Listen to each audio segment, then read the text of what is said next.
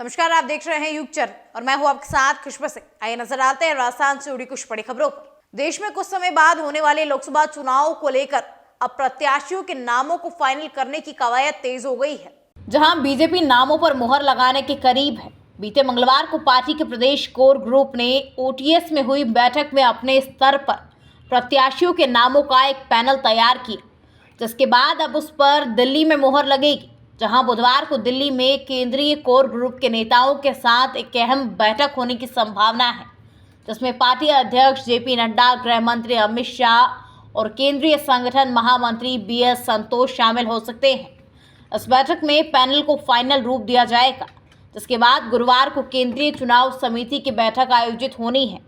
बताया जा रहा कि बीजेपी आचार संहिता से पहले या उसके तुरंत बाद प्रत्याशियों की एक सूची जारी कर सकती है। राजस्थान क्रिकेट एसोसिएशन और खेल परिषद के बीच चल रहे विवाद के बीच जयपुर में इंडियन प्रीमियर लीग के मुकाबले की तैयारी शुरू हो गई है। राजस्थान रॉयल्स प्रशासन ने जयपुर के सवाई मानसिंह स्टेडियम में रिनोवेशन का काम शुरू कर दिया है। इसके तहत स्टेडियम में 2 वीआईपी सिटिंग बॉक्स बनाए जा रहे हैं, जहां बैठकर दर्शक इंडियन प्रीमियर लीग के मुकाबले देख सकेंगे।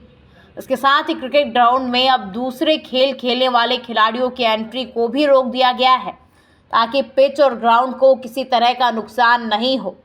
राजस्थान रॉयल्स के वाइस प्रेसिडेंट राजीव खन्ना ने कहा कि हमें खेल परिषद और सरकार द्वारा जयपुर में इंडियन प्रीमियर लीग के मैच कराने की अनुमति मिली है। ऐसे में जयपुर में प्रस्तावित इंडियन प्रीमियर लीग के तीनों मुकाबले जयपुर में ही खेले जाएंगे। इसके लिए मैच से पहले हमने स्टेडियम के रिनोवेशन का काम भी शुरू कर दिया है। राजस्थान में जल्द ही मौसम बदलेगा। जयपुर सहित 23 जिलों के लिए मौसम विभाग ने बारिश और ओलावृष्टि की चेतावनी जारी की है। 5 जिलों के लिए ऑरेंज तो 18 जिलों के लिए येलो अलर्ट जारी किया गया है। उधर बारिश ओलावृष्टि के बाद चली उतरी सर्द हवा से राजस्थान में रात का तापमान 5 डिग्री सेल्सियस तक गिर गया है। सीकर, चूरू, झुंझुनू में तापमान 10 डिग्री सेल्सियस से नीचे चला गया। उत्तरी हवा चलने से राज्य के अधिकांश शहरों में गलन और ठिठुरन बढ़ गई है। मौसम केंद्र जयपुर के मुताबिक राज्य में बुधवार और 29 फरवरी को मौसम साफ रहने की संभावना है। 29 फरवरी की शाम से पश्चिमी और उत्तरी राजस्थान के बीकानेर, गंगानगर, जैसलमेर के एरिया में एक बार फिर मौसम बदल सकता है और बारिश के साथ ओलावृष्टि भी हो सकती है। राजस्थान में पिछले साल हुए विधानसभा चुनाव में पूर्व सीएम अशोक गहलोत और कांग्रेस नेताओं के सबसे ज्यादा निशाने पर रहने वाले केंद्रीय मंत्री गजेंद्र सिंह शेखावत एक बार फिर सुर्खियों में आ गए हैं। लेकिन इस बार वजह विपक्षी दल की घेराबंदी नहीं है, बल्कि अपने ही दल के एक विधायक द्वारा लगाए गए गंभीर आरोप है। जोधपुर के शेरगढ़ से आने वाले बीजेपी विधायक बाबू सिंह राठौड़ ने शेखावत को आड़े हाथों लेते हुए कहा कि शेखावत काम नहीं करते हैं, उन्हें बस वादे करने आते हैं। वहीं शेरगढ़ विधायक ने ये तक कह दिया कि शेखावत सीकर के महरौली के निवासी है, ऐसे में उनको जोधपुर में काम करना पसंद नहीं आता है। हालांकि बाबू सिंह राठौड़ के इस जुबानी हमले के बाद शेखावत का पलटवार आया। उन्होंने सोशल मीडिया के माध्यम से अपने काम गिनवाए।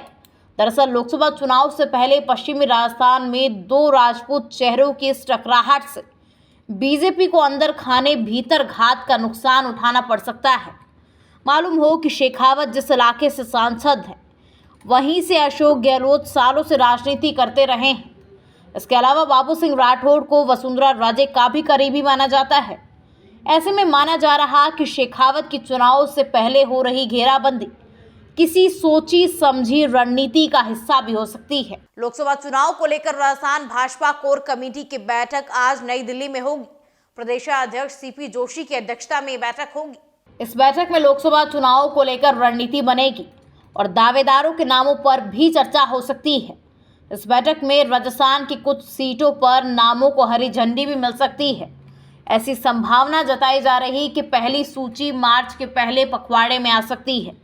इस दौरान मुख्यमंत्री भजन लाल शर्मा सहित कोर कमेटी के सदस्य बैठक में शामिल होंगे, जहां लोकसभा चुनाव को लेकर के चर्चा होगी। मिशन 25 को लेकर के भी पार्टी गहन रूप से मंथन करेगी कि आखिर किस प्रकार से इन 25 सीटों पर जीत हासिल की जाए। बता दें कि भाजपा जल्द ही लोकसभा चुनाव के प्रत्याशियों की पहली सूची जारी कर सकती है। इस बैठक में आगामी लोकसभा चुनाव को लेकर उम्मीदवारों की पहली सूची पर चर्चा हो सकती है। सभी के फीडबैक के साथ नामों पर मंथन किया जाएगा। इसके बाद पार्टी मार्च के पहले पखवाड़े में पहली सूची जारी कर सकती है। राजस्थान से जुड़ी तमाम खबरों को देखने के लिए बने रहिए हमारे साथ युग चैनल पर। तब तक के लिए नमस्कार।